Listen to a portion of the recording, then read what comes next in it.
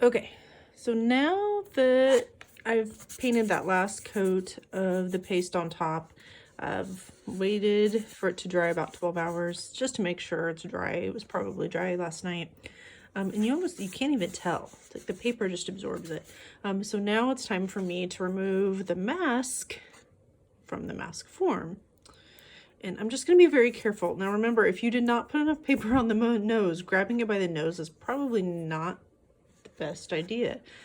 So what I like to do is kind of break the seal all the way around. And kind of, it's hard at the top here, but at least on the sides, you can see it's starting to slowly release. It's okay if the clay is inside the paper. We will dig that out as much as we can. The bad part is this does destroy the clay build usually. So if you didn't get enough layers of paper mache put down, it is possible that if you had to start over, you would have to redo the clay sculpt as well. I'm just being really careful. I'm just going around and around.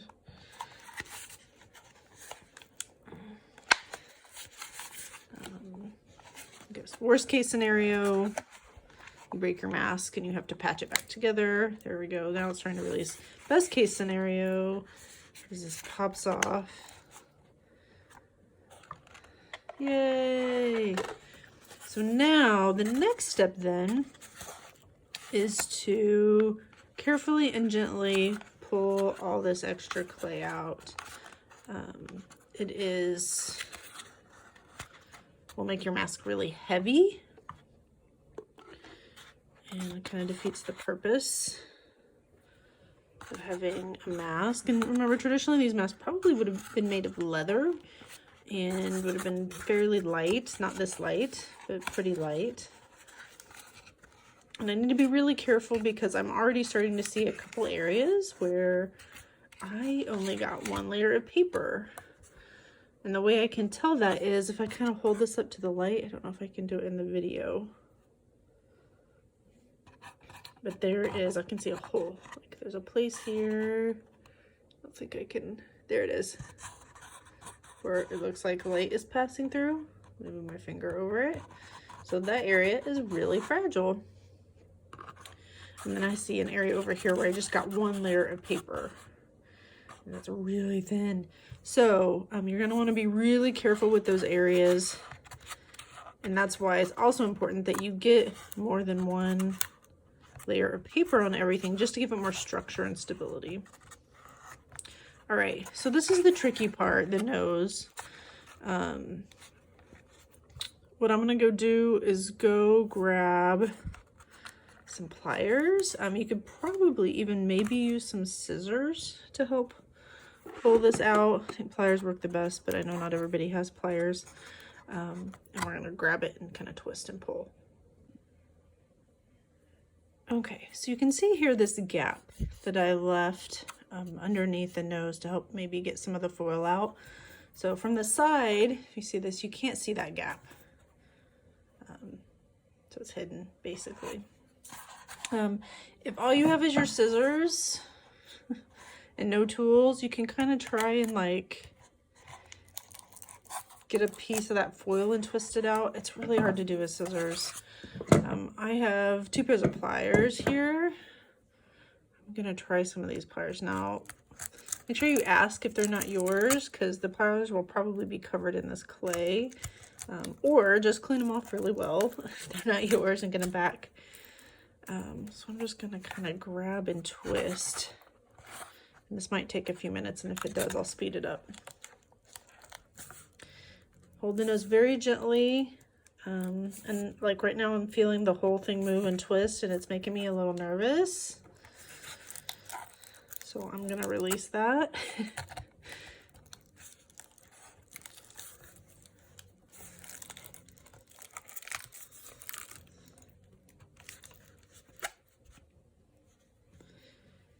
This might be the case where if you can get pieces and do it pieces at a time, whew, it might be better. So there's a chunk. Don't try and pull the whole nose piece out at once. I would say if it comes out and everything works out, great. But, you know, slow and steady is good so it doesn't completely tear up your mask. I'm getting a hold of it and it's moving and it's coming out. It's just since it's mostly one big piece, it all wants to move. So I'm gonna try and kind of gently coax parts of it out again. So I like using these needle nose pliers because I can get just a little bit. Now I want to pull a little bit harder. So I'm going to use these bigger ones. And if you don't have pliers, again, just do your best. That's all you can do. And worst case scenario, like I know I can get most of the foil out. I might not be able to get all the clay out of this tip, and that's okay. So the intention of this is just to make your mask lighter and easier to wear, because you know, if you've got that all that weight in the end of your nose, the mask is definitely going to want to fall off your face. So if that happens, it's fine. We'll just put another attachment or another strip up here at the top.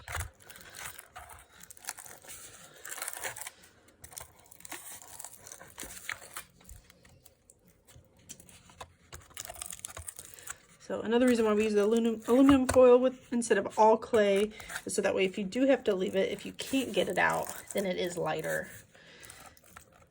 If it were all clay, it would be very, very, very heavy. So some of this I can just pull out.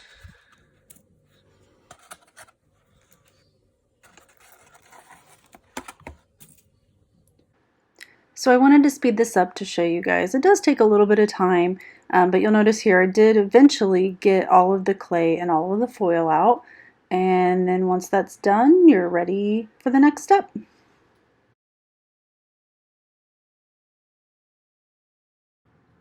Here's my mask. All the clay and the foil have been removed, and I'm holding it up to the light so you can see some of the areas where I only got one or a really thin layer of paper.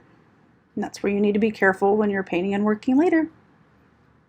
So now I've pulled out all the clay, took some time, all the clay, all the foil, kind of cleaned it out a little bit. I used the back end of a paintbrush to kind of dig out the excess, because that's quite a ways down in there.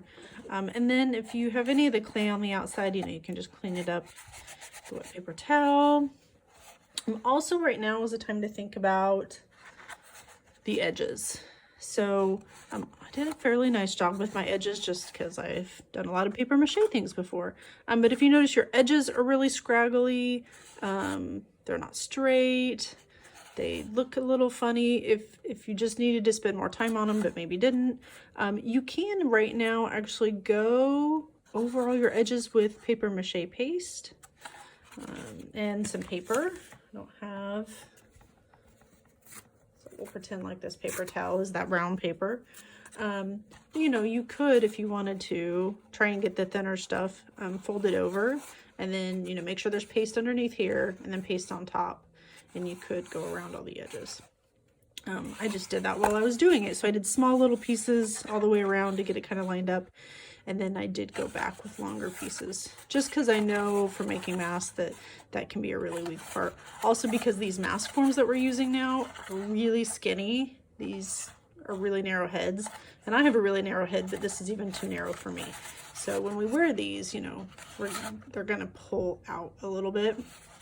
So one thing you want to do is try them on, make sure everything's comfortable. Should be fairly comfortable. Good thing is they're light. And if you couldn't get all the clay out of the nose, or if you just have a really long nose, you might need to add another strap at the top of t-shirt material, just to help create that cage to help hold your mask on your head. So, time to paint. Now I wanted to show you one of my testers. So this is a test I did. I just took a yogurt cup and paper mache'd it just because I wanted to see how it was going to hold up when I painted. And it does great when it's not on the mask form. So the first step in painting your mask is actually painting the whole thing white. And this is the reason why. So with paint, especially pigmented paint, like we're using this acrylic paint, it is going to take into account the paper that's underneath it. So in this case, the yellow is not a true yellow. So it's kind of a brownish yellow. Now, if that's the look you're going for, you can keep that for sure. But just know that if you are looking for a really bright, bold color, you're not gonna get that unless you have a white base underneath. Also, you might have to do more layers of color with the brown to get that bold color. So it just depends on the look that you're going for. And remember, you know, color has symbology. So depending on what colors you use on your mask, that could say something about your character, you know, who they are, what they want to do. And we're going to paint more than just one color no matter what. So you're going to be painting a lot. So it's up to you. If you want it to be bright and bold, you're going to have to paint a layer of white over everything. But if you want it to look more like leather and more natural, then you can leave it brown. So here are the testers I did for the different colors because I wasn't quite sure what color I wanted to paint my mask, and I wanted to see the difference between what would happen if I painted straight on the brown paper versus a more bold color if I painted it white first. And so here are the colors just straight from the tube, and I decided to go with red, one because that's a traditional Capitano color, and two, I wanted to experiment and try and see what would happen if I did just use the brown paper and see what type of effects I could get just using the color straight from the tube on top of the brown.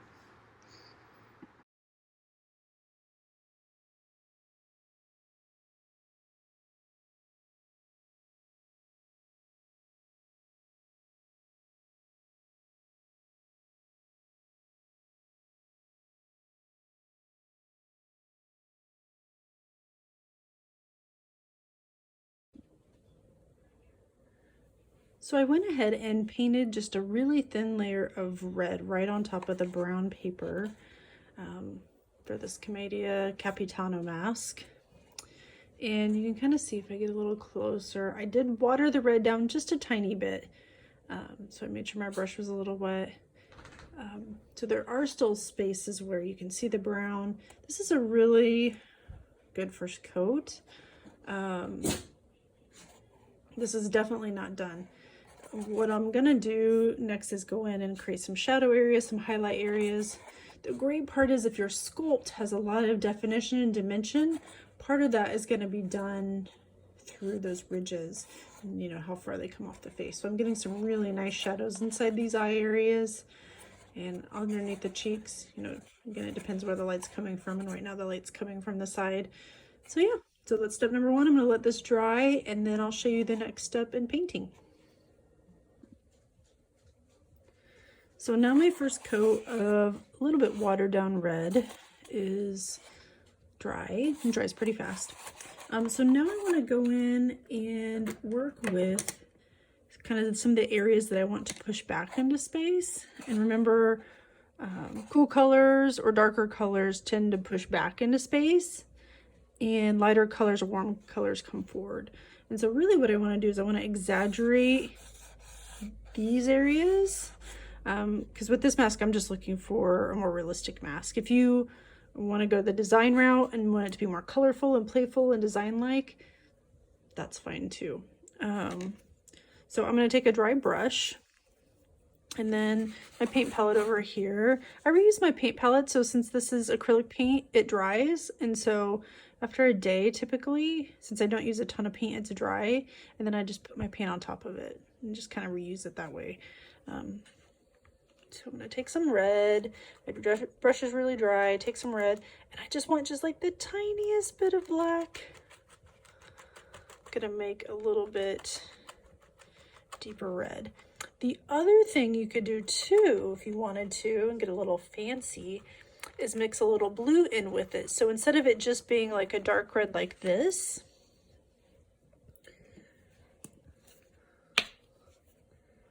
a little bit of blue. And then bring some of that blue over. Because remember when we were doing that color wheel, how dark the violet got? There we go. And so that actually adds a little bit more dimension to the darker red by adding another color. That's nice. Okay. And then I'm going to start in first in here in the eye areas so I can practice. And if I don't like it, I can kind of get rid of it. And this too, this is another area where if you want it to be more of a wash, you could add a tiny bit of water to it. I'm just going to go in with my dry brush and keep moving that paint around.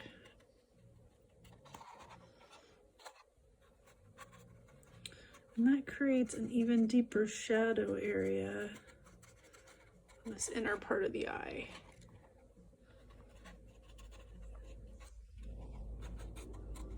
Remember, this character is a comedy. They're funny. So anything that you can exaggerate to make your character funnier, the better. And also, in this case, if you look back at some of the images of the more natural mask, which is what I'm trying to replicate in this one, they have some darker areas. And typically when you do this with leather, and you could add some different kinds of conditioners, and you could stain the leather and change it that way. But instead, we're using the paper mache and the paint. So I'm leaving this area, like I call it the eyelid ridge. I'm not going to touch any of the dark paint there because I want that to stand out more.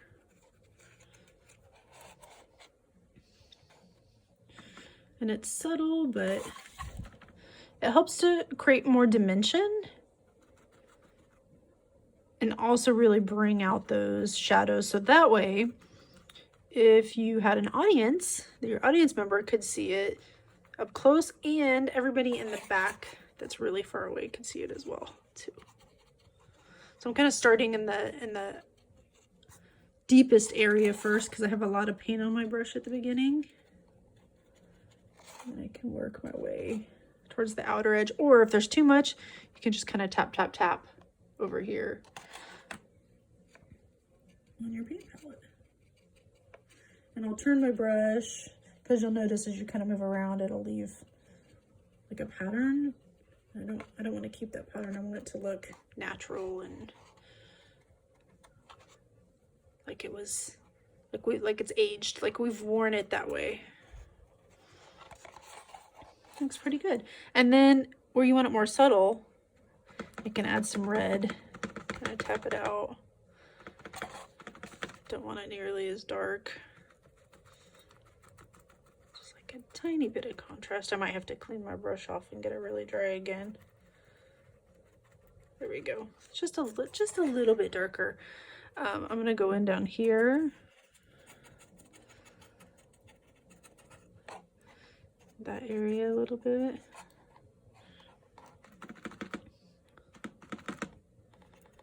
So anywhere that I want it visually to push towards the back. So see how since I'm going around this outer part of the cheek, it's bringing that cheek out because it's lighter, so it's coming forward. And if you need to, this brush might be too big. I'm gonna squeeze it a little bit to kind of work in here. In this edge. You can always go to a smaller brush. So you can see it's really subtle.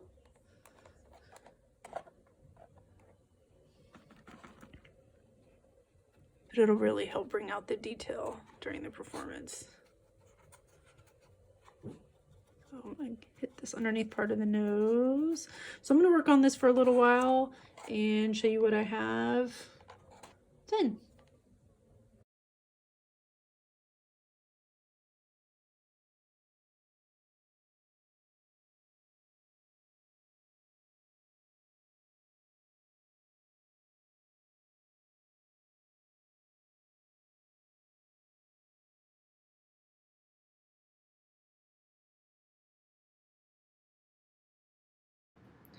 So here's my mask. All the darker areas have been added, and so now all the lighter areas bring forward. And as I look at it, I know it's not quite complete. It doesn't quite feel done yet. I had planned on adding a mustache, and I'm definitely gonna start that process now. Here I've built my mustache for my mask. So I made a clay snake and then I covered the whole thing with the paper mache paper and paste. And now what I'm going to do very carefully with an X-Acto knife, I'm going to cut it open and on this back side and dig the clay out. So wish me luck. So with my X-Acto knife, I'm cutting a strip down the back of the mustache to pull the clay out. And then once I've done that, I realized that it lost some of its structural integrity. So then I'm going back and then rewrapping the entire thing with more paper mache paper and paste just to make it a little bit stronger so it can hold itself up. You can see the right to my paste, there's a little shape that has these little spiky edges. It's made out of the brown paper. Those are the hair wisps that I'm also attaching to the very ends of the mustache so it looks like it has hair. So I'm just taking the paper mache, coating it, the whole thing, and then attaching it and wrapping it around the very ends of the mustache.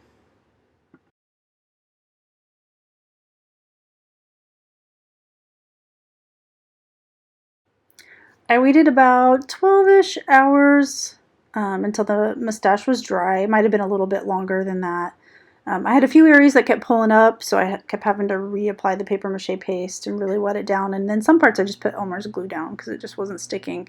And so now I'm painting the mustache black, so it looks more like a mustache and it stands out and it has a lot of contrast from the rest of the mask.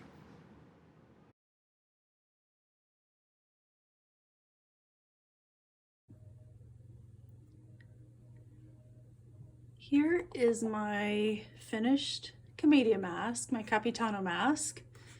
So I have attached the mustache with a little bit of hot glue down here, and now it's time to make the straps for my mask. So I like to use old t-shirt material. Right now it's definitely hard to find elastic, but I like to use t-shirt material anyways because it's stretchy, it has some give. And you can tie it and it's really forgiving. So this is a old t-shirt that I've been using to make PPE masks here at home. So I'm just going to cut some strips and I'm going to use this pocket part. It really doesn't matter as long as it's stretchy. That's the most important thing. And I like my straps to be about 2 inches wide or 2 inches tall. And the reason being is, I don't know, it just gives me more surface area to make a strap from. And again, this doesn't have to be perfect. T-shirts a lot of times will curl up. So that's why I like to make it a little thicker. I'm not going to use this collar. And if you've noticed, I'm using my fabric scissors. So if you sew or you know anybody that sews, you know in your house there are special scissors that you use to cut fabric with. The gray scissors that came in our kit will also do the job pretty well. Pull this out. It's getting, my strip's getting a little thinner as it gets to the edge. That's okay, we'll make it work. And so that's one strip. So this should work pretty good for one side. You know, you can kind of measure, you know, how long. We're gonna put one strip on either side and then you'll be able to tie it in the back.